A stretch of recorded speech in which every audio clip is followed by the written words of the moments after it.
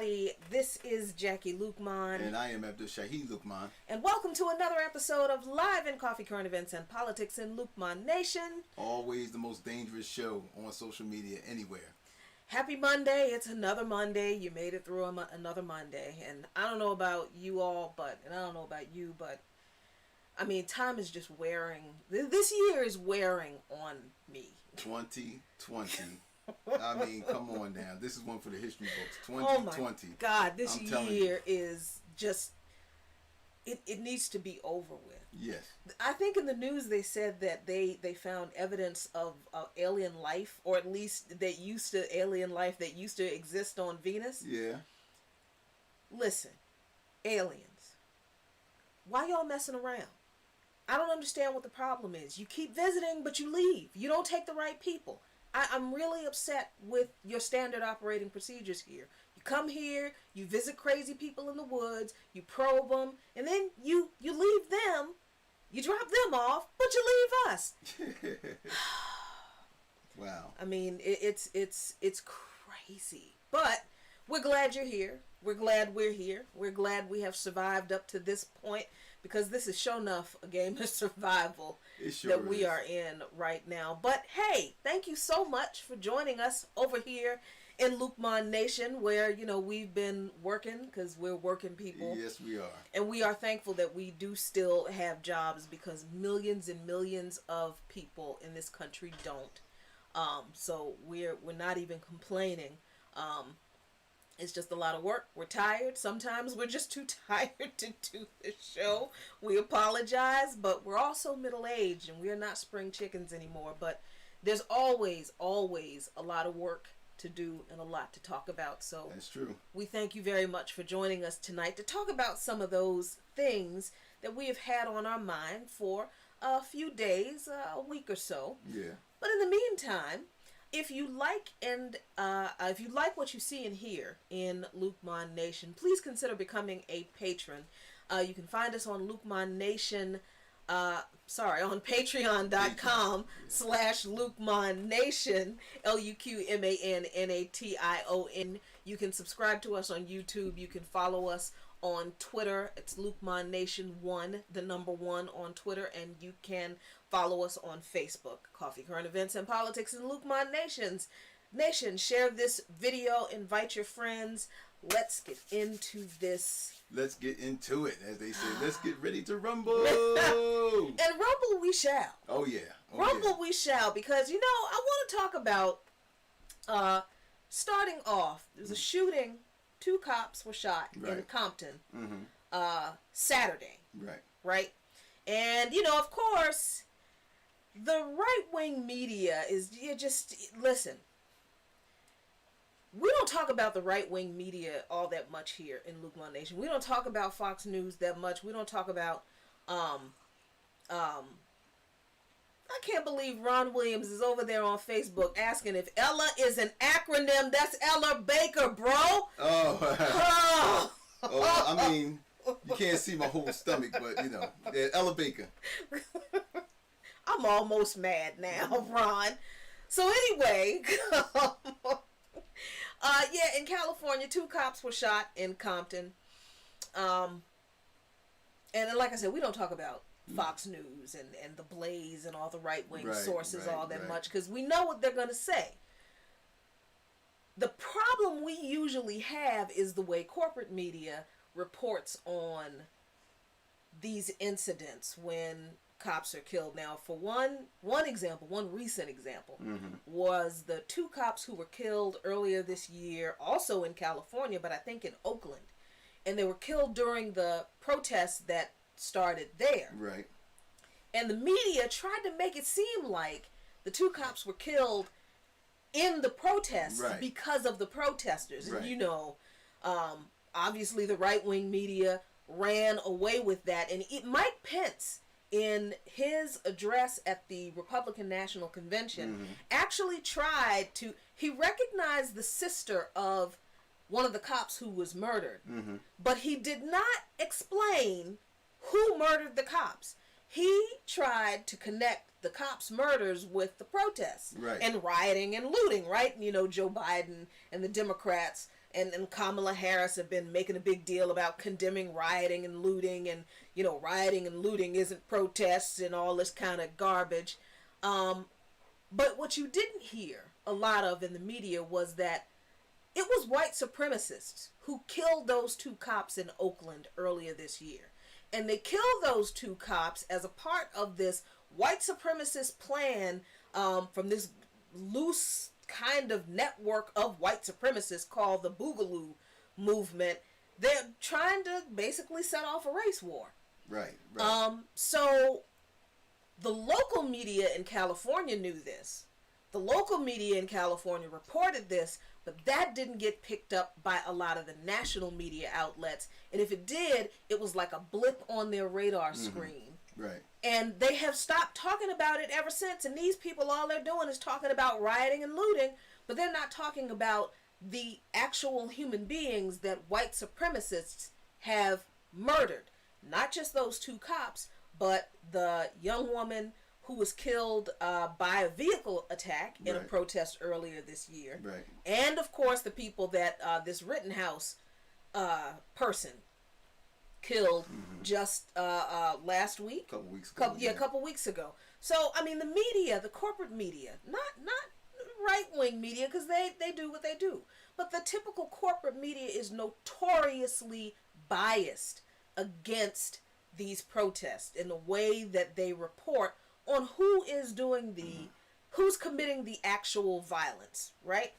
So I feel like I had to say that to get into this story about the cops who were killed they're not killed. They were shot. Yeah, they're like in critical condition, some kind of condition, but they're alive. Right, they're alive. They're in the hospital in California in Compton. They're in critical condition.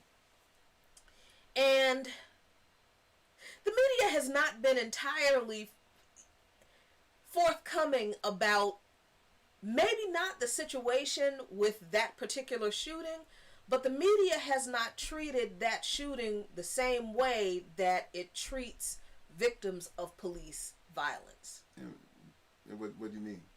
You know how whenever the cops kill somebody, we always know if their victim has a record. That day. Right. We know what they ate for breakfast. We know what they ate for breakfast. Yeah. We know how many kids they have. When was the last time they visited their kids? If they were late on their child support.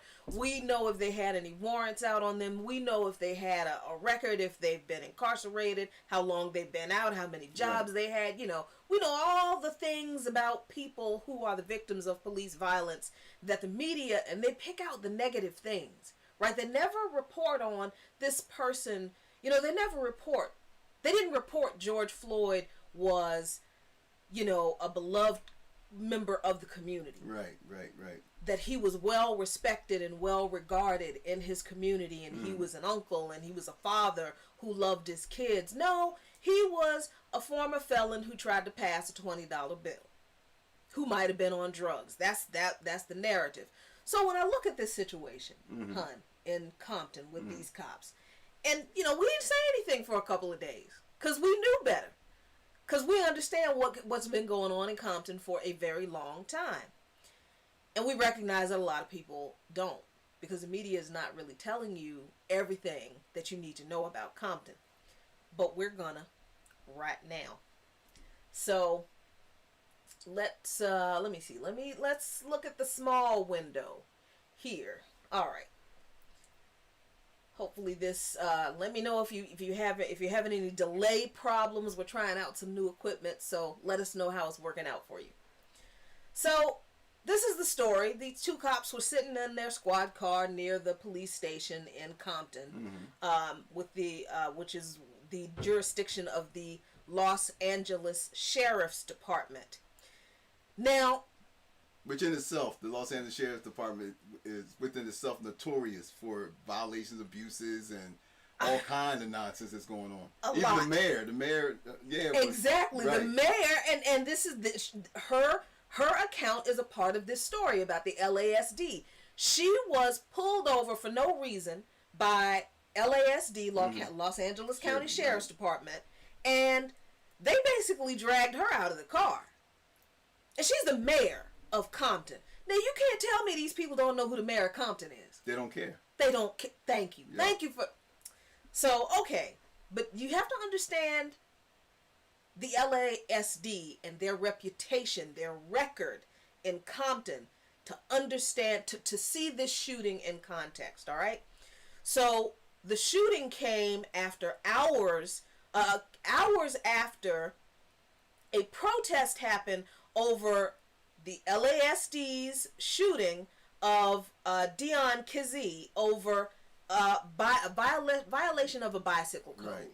Remember, this was from last week, right, when this guy was riding his bicycle, and the cops pulled him over for some bicycle code. Mm-hmm. And they shot this brother 15 times in the back. And they claim that he was holding a bundle of laundry, and a gun fell out of the bundle of laundry. At no point in their account, the cops' account of the incident, mm-hmm. did they ever say that Kizee picked up the gun. They never said he had it in his hand. They never said he pointed it at anyone or at the cops. The gun allegedly was in this bundle of clothes that he had while he was riding his bike, and it fell out. So they shot him 15 times in the back. So protests were going on because of that, mm-hmm. and that was just last week. But that's not all that we need to be very clear about when it comes to the LASD.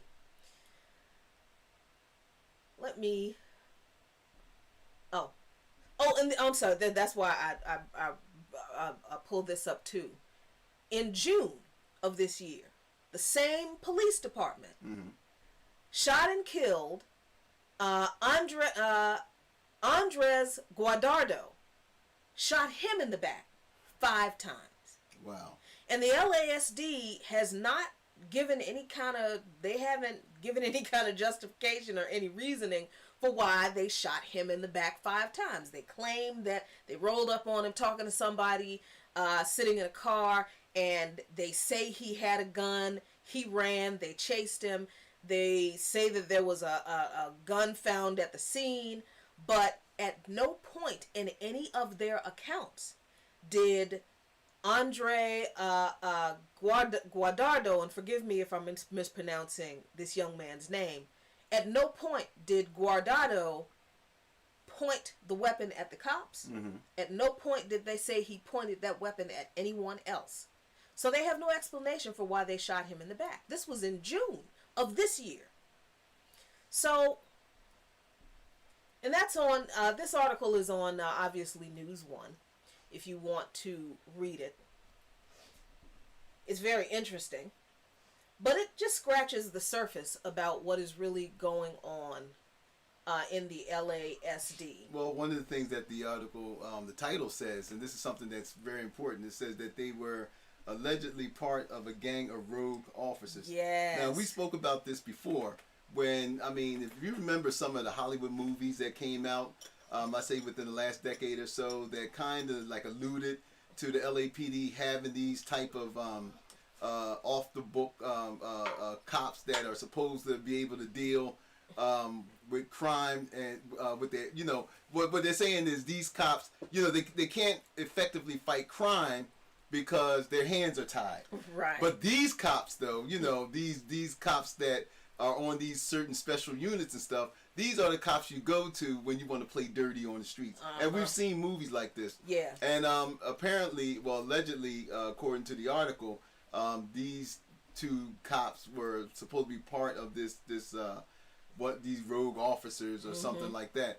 But I think one of the things that we have to understand now, I think today, a general down in, I believe, Nicaragua or El Salvador, one of those countries, was just sentenced for his role in the death squads that killed 7 Jesuit priests, the housekeeper, and her daughter, and all. So, you know, and this was all backed by the United States and CIA. That's right. We have to understand, in all of the protests that we do with these police departments, and everything that we you know, we talk about reforming police, we talk about all these other things, but we haven't been honest. And we haven't been honest the fact that these police departments are effectively just death squads. Yep. That's what they are. Mm-hmm. We now, if these cops, if the same behavior, if we saw the same behavior in any other country, the media, politicians, and everybody else in this country will label them as death squad. Exactly. What is the difference here? Exactly. And charge them with human rights abuses and demand that the government do something about these human rights abuses. But this is what happens in this country. You want to talk about death squads? The LASD actually is running a death squad. You didn't even read the article and you knew it. Right. But see, we like we said, have seen, like, and I think this movie might be like 25 years old. Remember Colors? Well, yeah, that's the first thing that came to my mind. Exactly. Yeah. And some of the gang units and all this stuff. Some of you are too young to remember the movie Colors, and you don't remember the Rampart scandal. Right. In the LAPD. But it's all a part of the same culture of policing, and not just in California or Compton or LA, but across this country. But let me be clear about what is really going on in the LASD and why this is important to what else we're going to talk about in a minute. This is on our Patreon page. This is an article that we posted on our Patreon page that is public and everyone can access it. What is happening in LASD is that there are actual gangs within the police department. And we're not talking about like it's a secret kind of. Right. No. These gangs, there are at least 10 of them that have been well known throughout the Los Angeles County Sheriff's Department for decades. Colors. Right. Colors. Yeah. Decades. So we know this is true. People have said, "Oh, you're just making stuff up. You're just speculating." Okay, let's argue and say that it was speculation up to this point, although they've been sued before.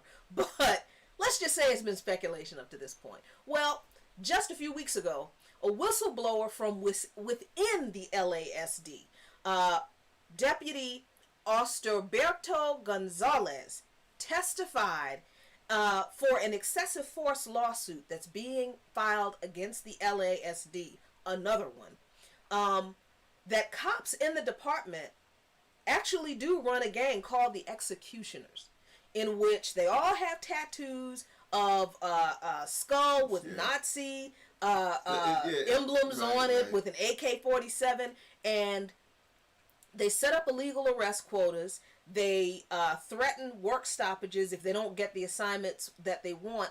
And guess how they initiate new members? You have to kill somebody. You have to shoot or kill someone. Yep.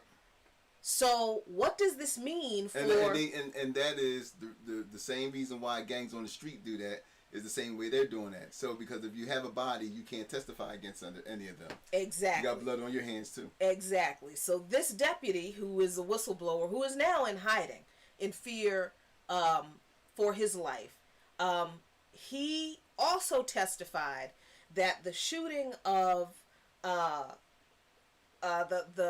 young man from June, Guardado, that his shooting was the result of a prospect trying to get into the Executioners. Okay, so this was initiation. Yeah. Right. Yeah. So he is in hiding after having given his testimony, but his testimony has inspired two other LASD deputies to come forward and corroborate his story. So this is what people in Compton have been enduring for decades. And understand, it's not just one gang in the LASD that people have been, it's like 10 of them. And they have, like, one of the gangs in the LASD is called the Bandidos, like the outlaw biker gang, the Bandidos. You got the Vikings, you got the Executioners, you got the Regulators.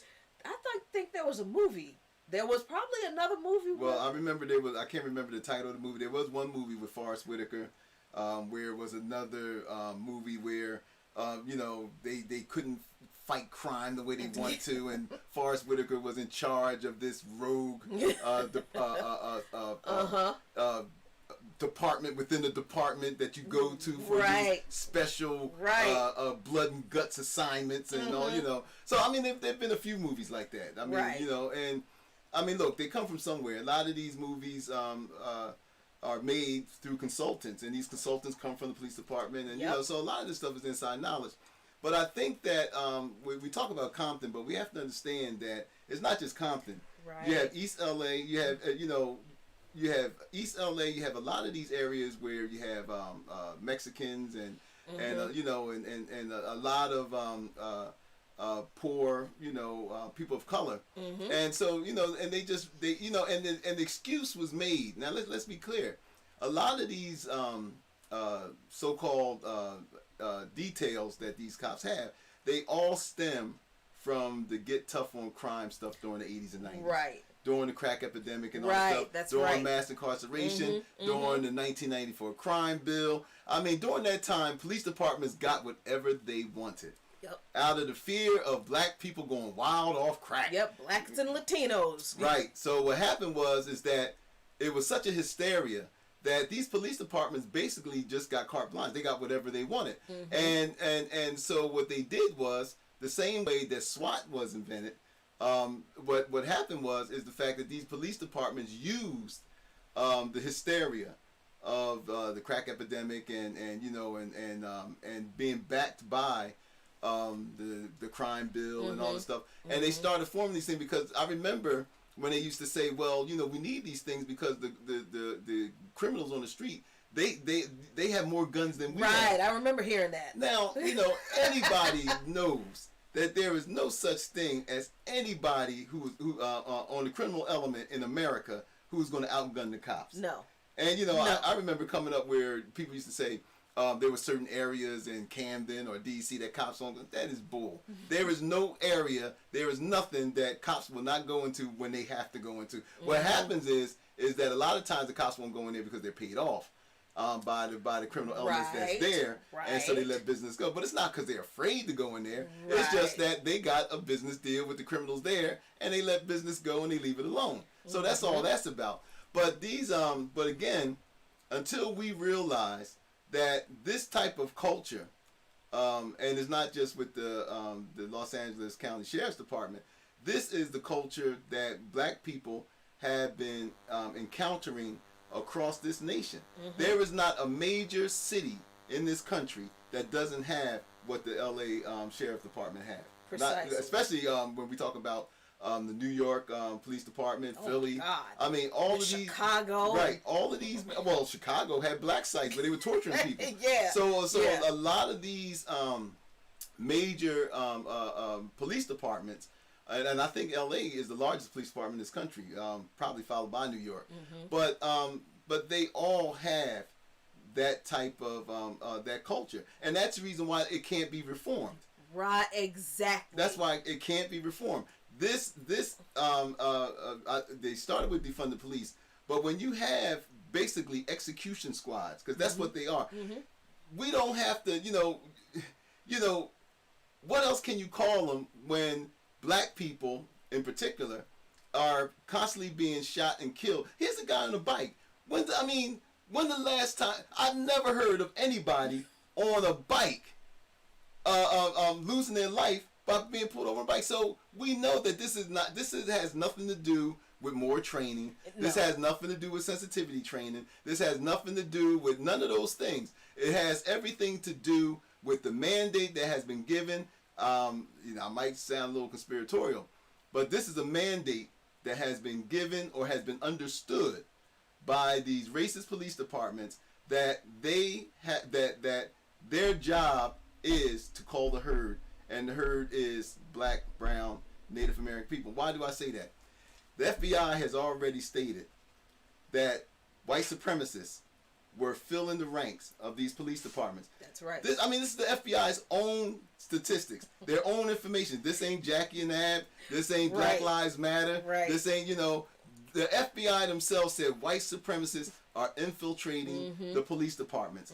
So if we know this to be true, then how can we not look at these police departments as being death squads? Exactly. And do you reform a death squad? No, you don't. No, you don't reform a death squad. You get rid of a death death squad. And for all the people who are like, well, if we get rid of the police, then what do we replace the police with? Listen, we are advocates of abolition of policing as it exists and community control over a new form of policing that comes from the community, that polices the community, that is controlled by the community. These people need to be done away with. Well, I want to answer that question too, because see, what we don't understand is there are plenty of communities and jurisdictions in this country that don't have police departments. Oh, lots. Now, I come from New Jersey. Mm-hmm. And in southern New Jersey, there are plenty of small towns in southern New Jersey that don't have their own police department. They are all patrolled by the state police, but they don't have their individual police department. You go to Alaska, some of those communities up in Alaska might see a cop once a month because they're so remote and, so distant. In Pennsylvania, it's the same way. A lot of these communities and jurisdictions don't have individual police departments. They get along just fine. So what we're saying is the fact that when people say, well, if we get rid of the police, what are we going to replace them with? No, let's translate that. Let's go through the Google Translator when people say that. Well, if we don't have anybody to watch black people, I mean, and keep them in place and keep them on the reservation, then my God, what are we going to use? What's going to keep the blacks and the browns from overrunning our neighborhoods? What are we going to use? And that's how we, and that's what that means. When it says, well, if we defund the police, I mean, wow, if we get rid of the police, then we're talking about niggas going wild. I mean, like, what are we going to do? You know what I mean? I only live 2 towns from D.C. My God. You can walk this way. Right. I mean, my God, they take the train and come up Route 210 or whatever. And I mean, we need the police. So it's that mentality of that black people have to be, and this was the original objective of the police, was to control but basically to control black bodies, black movements, black life, and Yeah, and then after black folks, it was Latinos and Chicanos, and then it was what was left of the Native American population. So, listen, this. So let's get it clear. There are plenty of jurisdictions in this country. I was a long-distance truck driver. I can tell you, there are plenty of jurisdictions and areas in this country that don't deal with police. Yep.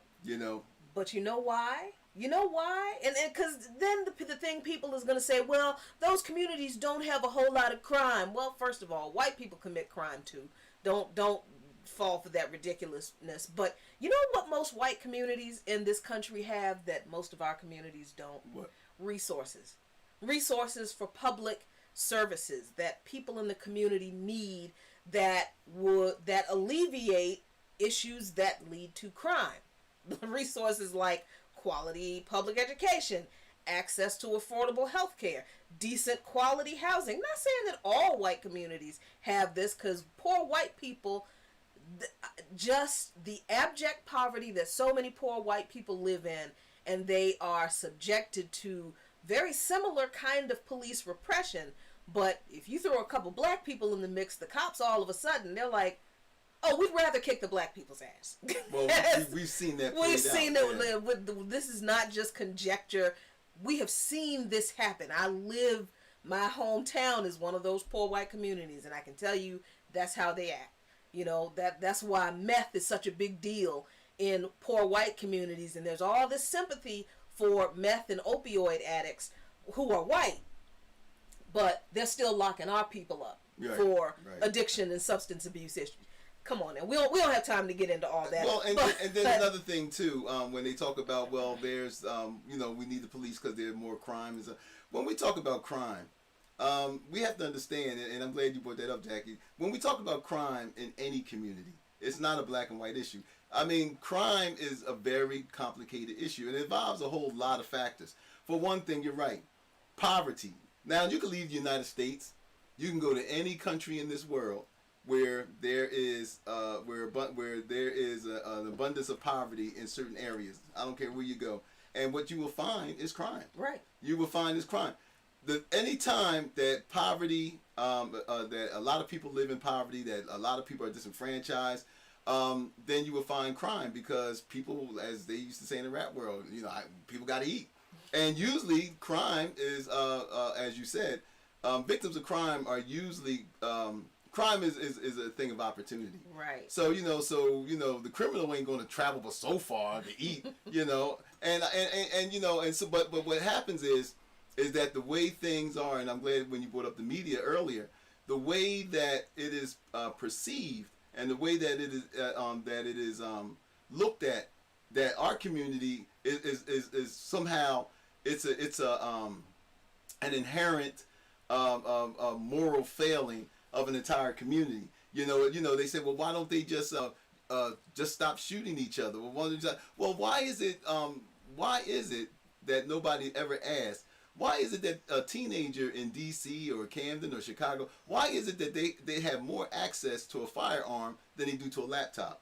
Why do they have more access to a firearm than they do to good education? Right. Why is it that in Baltimore that our kids had to freeze because the heating system didn't work, but yet we just had 46 shootings in Baltimore just this past weekend? So why is it that the destruction and the elements and tools of destruction are readily available, but those things which will elevate and uplift a community, there's never enough of that. So what we're talking about is crime is basically fed by disinvestment. So when you don't invest in the community, when you don't, as you say, invest money into quality education, into jobs, into infrastructure, into the quality of life things that everybody enjoys, then what happens is that there's something about human beings. Human beings tend to, I don't care who you are, human beings tend to take in, internalize the environment that they're in. Yeah. You ever look at certain countries? Let's get out of the United States for a minute. You go to certain countries and you see all this litter, you see all this trash, you see all this stuff, and you look at people. And I was watching this on Al Jazeera one time where they were in India, and they had this huge landfill somewhere nearby where most people, that's how they earn a living. They just exploit it all the way around. Just pick through the landfill. And but you see people, intelligent people, human beings, same brain as us, and intelligent, and you see them living in squalor. And what I mean by that is they go in their houses, but all around them is garbage. And so you say to yourself, why don't they just clean that up? But then, it comes a time when you start to get used to the environment that you're in. Wow. So it's like, well, this is the way things have always been, and it's not that they're bad people. It's the fact that every morning you wake up, there's garbage. Every night you go to sleep, there's garbage. You wake up again, there's garbage. You got this big ass landfill that's in the back. So all your environment is that. Right. And so what happens is people start to internalize it. It's the same. It's trauma, really, and it's the same way with the violence in the black community that nobody wants to talk about, but it's trauma. Our audience doesn't know this, but a couple of weeks ago, maybe it might have been longer, I went to a store in D.C. and right outside the store, I heard gunshots. Now I went in there, and this was broad daylight. I was getting off work, and all of a sudden I heard pop, pop, pop, pop, pop, pop, pop. They shot some guy across the street from the store. The interesting thing is that everybody around didn't respond. People just looked and and walked to their cars and stuff like that. Now people would say, "Wow, man, look at DC, man. No, it has nothing to do with being tough. Has nothing to do. What it has to do with is trauma. This is how human beings respond to trauma. It's like soldiers that go to war. Yeah, after a while, when a soldier first goes into combat. Yeah, it's new, it's scared, and you got bullets flying all around. But the longer that soldier stays in combat, the more tours they do. Eventually, they get used to the shooting. They become desensitized to all of the chaos and the carnage around them. Right. And this is the experience that we live in this country. We, black people, live in this country. Our Chicano relatives, our native relatives, this is our experience with law enforcement, and we're just focusing on law enforcement tonight, because we understand that this is a whole system. The trauma that is created, that is all around us, is a design of the system. The system is designed to produce these results. But some of us are getting the picture. Some of us are really understanding that we can And we need to opt out of this system in a way.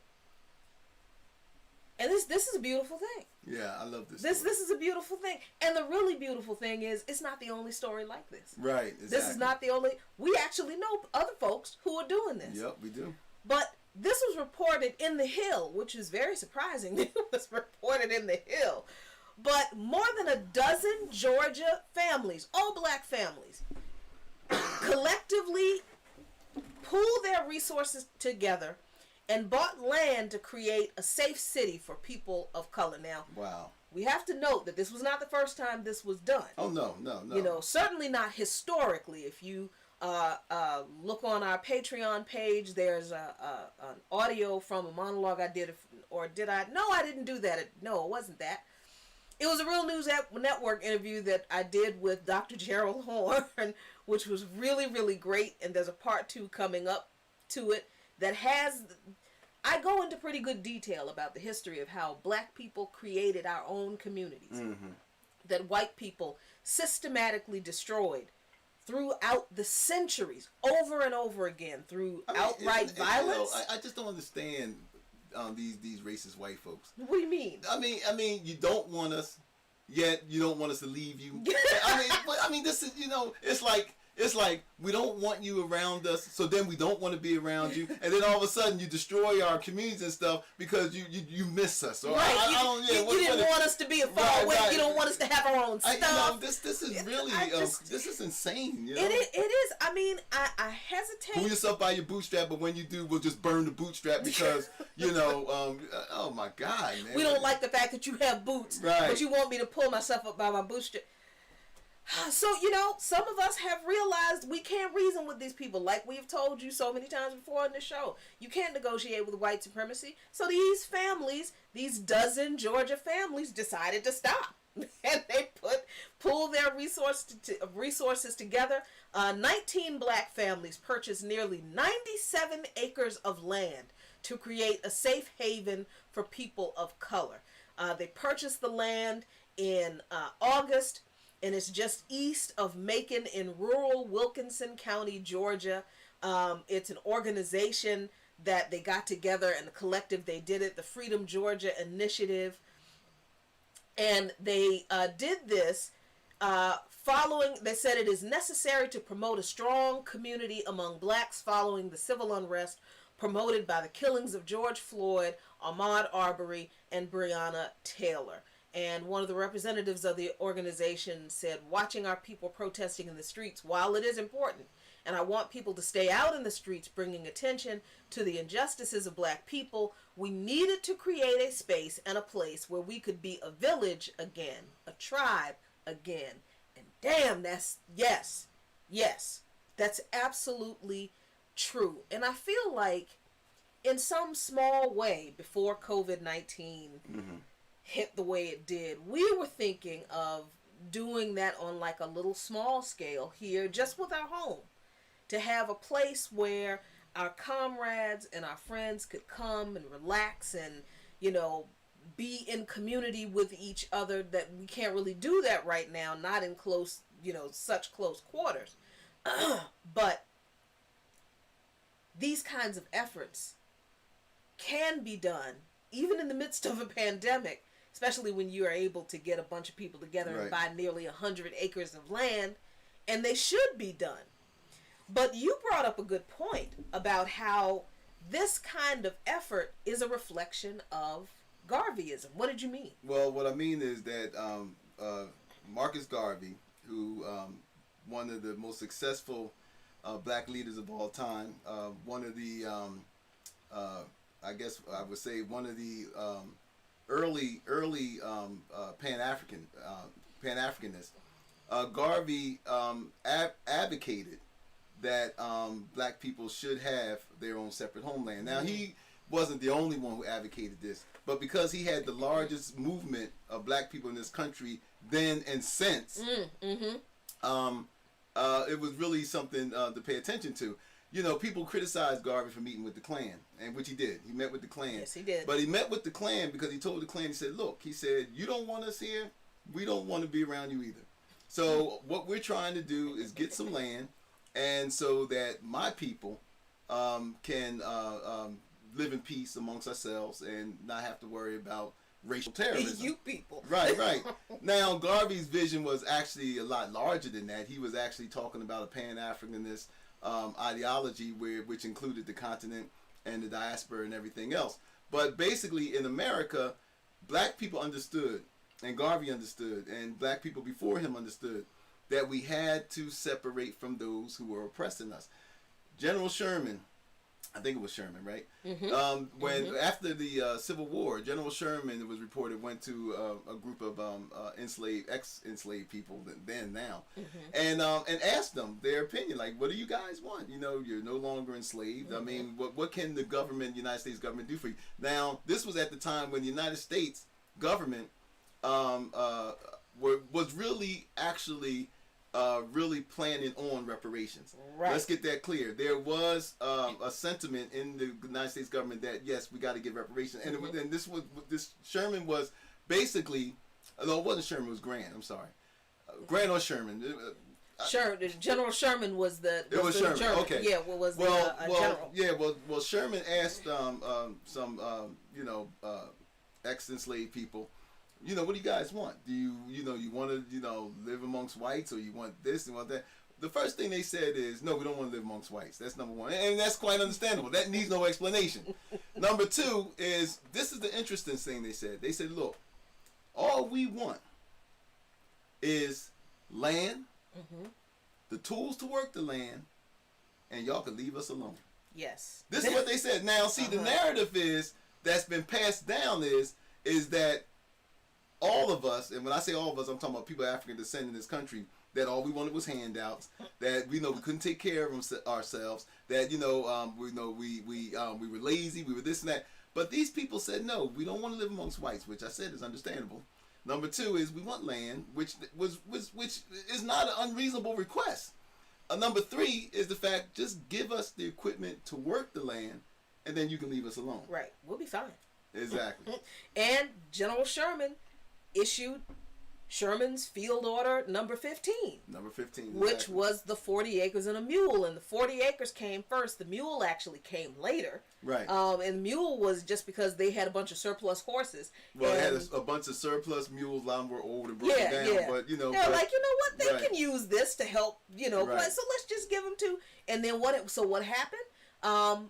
President Andrew Jackson, Indian killer, Andrew Jackson, whose statue is outside of the White House at Lafayette Park right now, rescinded General Field Order number 15 and took back the land that was allocated to those people, kicked them off the land, took it back. That's what happened to our reparations. So, but there are people today who understand that connection to history and are taking matters into their own hands, not to negotiate for, and this is not to say that reparations should not be demanded, they should be, but this is something that we have always been striving for, and that, like I said, they're not the only group of people who are working toward that, because our comrades over at Black Hammer, who are contributors to our one of our favorite publications, Hood Communists, they're developing their own community. Black Hammer is a really dope organization, I feel like, because they are anti-colonial. They are made up of all people of color, all poor people of color who are from colonized communities. So there are Asian people, there are Black people, there are Chicano people, there are indigenous people, and they are international. They are truly Pan-Africanists. They have I don't think he lists everything in this article, but you can find this article about the community that Black Hammer is developing on Hood Communists. They've given out over hundreds of thousands of pieces of PPE to colonized people around where their chapters are around the world.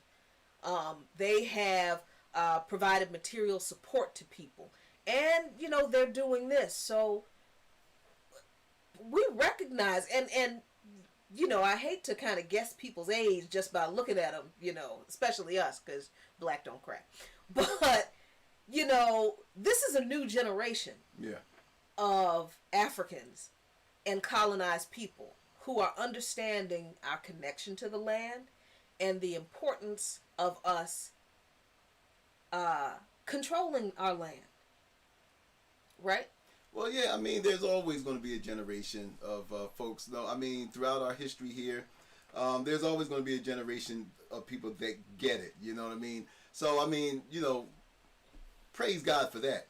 But I want to get back to this understanding of black people, especially in the United States, because I think that this is something that we can't really talk enough about.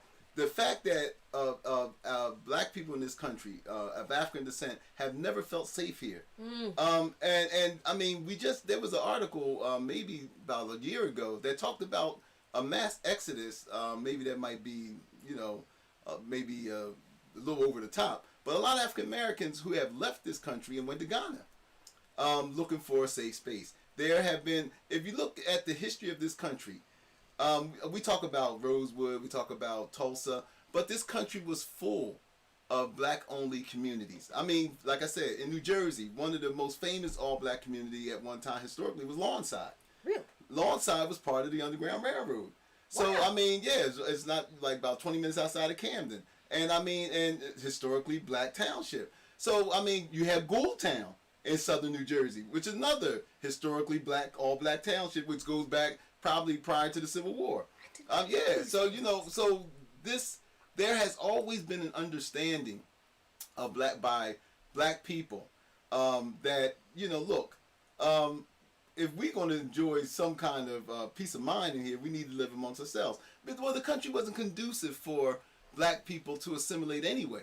You know, first there was an attempt by the government to deport black people back to Africa. They came up with you know, these different programs and stuff to deport black people back. But a lot of our ancestors was like, no, hey, look, you know, we're here. I don't know anything about Africa, so we're here. You know, that's like taking a bunch of Italians from New York or wherever who've been here for generations and say, okay, we're gonna send you to Italy. You know, no, you're more American than you're Italian, and I think that that's what our ancestors were saying. It's like, well, we have no connection to Africa now, you know, except, you know. So and besides, they knew they built this country. So why is it that you get to have all the fun and you get to keep everything? So I mean, so there was that attempt. There was the attempt of finding different places for black people to go. But there was always an understanding amongst us, as we talked about what our ex-enslaved ancestors told Sherman. We just want to be left alone. This is what black people in 2020 are still saying. We just want to be left alone. And this is what all of this means. That the fact that since 1619, 500 years, there has never been a break in the trauma that black people, that we have never had a ceasefire in this country. Now, mind you, when we talk about not having a ceasefire in this country, let's look at this. In the history of the United States, with about 300 years of the United States, out of those 300 years, the United States only been at peace for 11 years. Yeah. Out of 300 years. So out of only 11 years out of 300, the United States have not been at war with anybody. But those 11 years didn't include us. Oh. No, what I'm saying is that the United States has not been at war only 11 years. The United States has been at peace, it hasn't been at war. But we've never known that. Oh, I see what you mean. Right. So we've never known. We never had, those 11 years didn't include we didn't have 11 years of peace. Right. So there has always been trauma, racist terrorism against black people. So in this country. So I mean, so when we start to talk about in these most simplistic terms about what black people can do in their own communities, what this and that and the other. First of all, before we even get to any of that, because we don't need solutions from anybody. We have our solutions, but we need you to leave us alone. Now, the next show, we ain't going to get into it today, but our next show, Jackie and I are going to put forward the Luqman Manifesto on what we as a black community. Now that's number one about to get in the land and stuff. But there's other things that we can do, because see, I am of the opinion that we need to stop trying to reform this system. This system was built upon white supremacy, which means that we were not included. We weren't, and even with all of the court victories and all this other kind of stuff, it was never meant as full inclusion. That's the reason why we have to keep going back for a civil rights bill all the time, or a voting rights bill. You know, if we were really citizens, what other American citizen has to have a voting rights bill passed every so often? Right. But us. So that alone lets you know that we're not really included in this whole American experiment. So instead of us trying to break the door, and I'm not sounding defeatist, but there are ways that we can get the progress that we need, that we can get the peace that we need, and stop relying on these systems and these institutions to finally have a heart and say, well, black people are people too. You know, these systems were never meant for us. You know, and even when we I say this, you know, because people might say, oh, well, you know, you're exaggerating. No. How many studies have been done where financial institutions, any institution that deal with black people, have always exploited us or mistreated us? Even when we have the same credit score, we get charged more interest on our mortgage. Even in our mortgage, there was a story not too long ago that says that we pay even more taxes, property taxes, but our schools suck. Right. You know, we don't get the services for, and we talking about black homeowners. We don't even get the services for the amount of property taxes we have. So so these institutions were never designed for us. They were never meant for us. And when they let us in, they said, okay, black folks, we'll let you in, but guess what? You're going to pay for it. Right. Malcolm said that. Malcolm said, yeah, you know, you brag about being the first Negro in this all-white neighborhood, but guess what? You're paying for that, because you're paying more for that house than the white folks in that block. All the white people around you were paying for theirs. And that was said in 1963, and this is 2020, and it's still the same way today. You can look at any study, go on Google and look at any study, and you will find that anytime black people try to buy in or opt into this system, it is never equal. It is never fair. It is always exploitative. And, you know, talking about just the international perspective, the other thing that we have learned as we've gone along through history, and it's not that we didn't have people who were in the black community teaching us internationalism, because like you said, we had Garvey, you know, we had Paul Robeson, we had W.E.B. Du Bois, we had Queen Mother Moore, you know, we had all kinds of people who were key on the need for black people in this country, for Africans in America, to connect with Africans, not just on the continent, but throughout the diaspora, because we are all connected through the same thing, because of the same system. We're all in the diaspora because of imperialism and settler colonialism and white supremacy. And there's nowhere on this planet that we can go where we will not experience those things. That is something that we have come to understand as we have grown in our political consciousness, and we have been connected more by, you know, technology, and we're learning all of this information about what's really going on in Ghana, what really happened to Kwame Nkrumah, and what really happened to Patrice Lumumba, and what really happened in Chile, and the United States government was involved in all of it. What really happened in Venezuela, and in we were talking about the other day, Panama, and in the Philippines, and the United States government and the imperialist powers had a hand in supplanting people-focused movements and the self-governance of people all over the world, where there were resources that this government wanted for itself and its corporations. So imperialism, imposing the will of the United States on governments in other countries, and settler colonialism, where the United States would establish colonies of pretty much capitalists, Western capitalists in these countries, and ended up funneling their influence through them. There's nowhere on this planet that we can go to escape that. So this is what we mean when we say we are in a struggle. This is a struggle against the system of white supremacy, against the system of imperialism and colonialism and settler colonialism. It's not just something that we're going to defeat by, everybody getting land, but people obtaining land is a step in the struggle. Because what's true, hun, is that I heard this on a documentary about Kwame Nkrumah, actually. Somebody said, no oppressor abandons oppression as a gift to the oppressed. Well, just what you just said, that, our oppressor is not going to be like, oh, you know what? They're right. Black lives do matter. Let me do right by them. That's not, no. The oppressor is not going to give us a gift of lifting off the oppression. What we have to do is to fight, to struggle, to remove not the oppression, but the oppressor. So this is just a step in this struggle, but it's an important step that we have to take, and we have to not be afraid to take it. Well, we can't be afraid to take it, and I think that until we realize that our struggle, as Malcolm X and others have stated, that our struggle is not just here. We have to. It's a global struggle. White supremacy is global. So there is no place on this planet, as you stated, that white supremacy doesn't exist. It shapes the way that people view us. It shapes the way that all the economies of black and brown nations.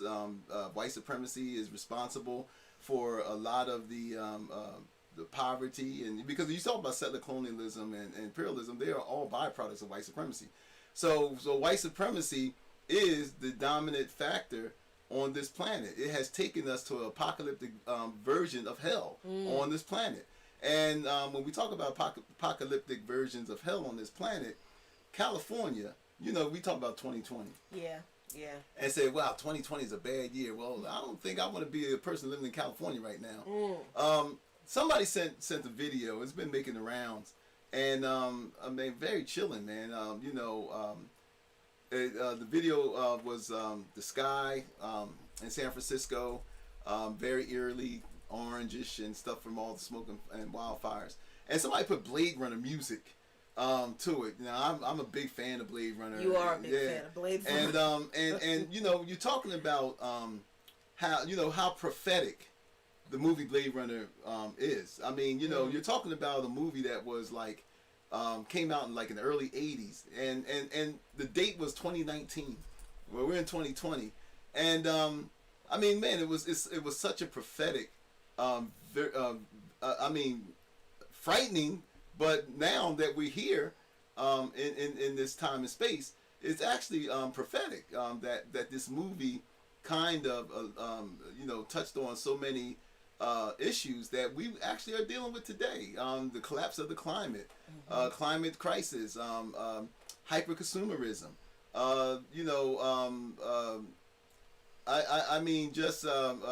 The way that people have been disconnected from each other through technology. You see that in Blade Runner. Here you are, you go in Los Angeles, and you got thousands of people on the street, but nobody's connected to each other. You just have this massive humanity, right? And so there's no community or whatever. So again, as California burns, we have this idiot in the White House who is still trying, to blame what we're seeing here on forest mismanagement. Wow. Wow. And you know what? We're at this space and time is because of the people that we have leading us. There has been millions of acres that have burned in the West. And it's so frightening to the point that, and we have to look at this as being connected to racial justice too. The poor black and brown and others who are living in California, breathing in all that toxic air, don't have any health insurance, don't have access to health care. We haven't seen what the end result is going to be from all of this. We haven't seen this. No. And who is it impacting even more? Just like COVID, it's impacting black and poor people. Mm-hmm. So this is part of the racial and economic justice that we're talking about. And what do you have? You have this clown going out here talking about that as far as mismanagement. You know, people, we have to understand that it is time for us to get off this fossil fuel. It is time for us to be serious about this climate crisis. Jackie and I said when they had the Paris Agreement, when Barack Obama was president, and we seen all of these world leaders lined up in Paris. And the first thing we said was, if these world leaders are gathering together to address the climate, we're already screwed. It's already too late. It's already too late. And guess what? We have already passed the tipping point. Mm-hmm. California, what we see right now is this is the new normal. These hurricanes that we just had, these are the new normal. The fact that we're having the Arctic ice shelf that is constantly falling off, the size of Rhode Island and all this other kind of stuff. Another big chunk. Right, So, I mean, we have come to the point now where there's no turning back. Now and again, the earth will be fine. What the earth needs, like we just said, we wanted to be left alone. The earth is telling us, leave me alone. Because the earth will be fine. Once we decide what we're going to do next. So, again, it's very chilling. I mean, when I seen that, and you know, we pray for the people out there all the time, and we pray for all of those that are being affected. But what's really sad, Jackie, about what's going on in California, what's really sad about what we see around, is that we don't have a government that is willing to invest to solve these issues. We don't have a government that's willing to invest to solve these issues. They'll put more and more money into killing machines in the military. But we don't have a government who is willing to say, look, we're going to take our resources and we are going to clean this shit up. Wow. So we've got a lot of work to do, and maybe not a whole lot of time to do it. But you know that for sure the Luqmans will be doing our part, and we hope that, again, like we said at the beginning of the show, you like what you hear and you see in Luqman Nation, and we hope that, you know, it illuminates you, it gives you some enlightenment, you learn a thing or two, and mostly we hope it inspires you to do something. You know, we're not going to tell you what to do, but we hope that it inspires you, that something we say inspires you to do something. So thanks a lot for joining us tonight here in Luqman Nation. We appreciate you, everyone here always. And I say always. And patrons, look, you're going to get a show this Wednesday. Yes, you will. You'll get a show this week. We promise. We will give you a patrons only show this weekend. Become a patron of Luqman Nations for $3, $5, $7 or whatever you can whatever you can afford, and you get a patrons only show at least once a week. We try to be consistent. We apologize that the past couple weeks have been a little bit rough, and we've got lots of great content for you on our Patreon page. So listen, thanks a lot, y'all. Thanks Zach and Easy D and Payson Control Center. Is Uncle Brother over there? I don't see Uncle Brother. I don't know where he is tonight, but Lene is here. Lene. And John Kester, how you doing? Kai Watts. And let's see. Michael Craig, how you doing? All you folks over here on YouTube, thank you so much for joining us. Now, I'm sorry. Uncle Brother is here. All right, I was ready to say. He is here. I'm so sorry, Uncle Brother. My feelings was about ready to be hurt. All right, well, hey, look, let me shout out my friends on Facebook. We got Tracido Umbra, we got Stesha Marie, we got Ron Williams, we got Ride and Die Karen Acri Paez. I hope I said that right. What's up, Karina, yeah. And Ron Williams, the good old friend. You know, I was just joking with you, Ron. Yeah. So that we got them hanging out on Facebook. So again, look, invite folks. Bring them on. We're still here, you know, and we're going to continue to be the most dangerous show on social media anywhere until you don't see us anymore. So, look, as always, y'all, be really, really good to each other. Take good care of yourselves and each other. And as always, we say to you, peace, but only if you're willing to fight for it.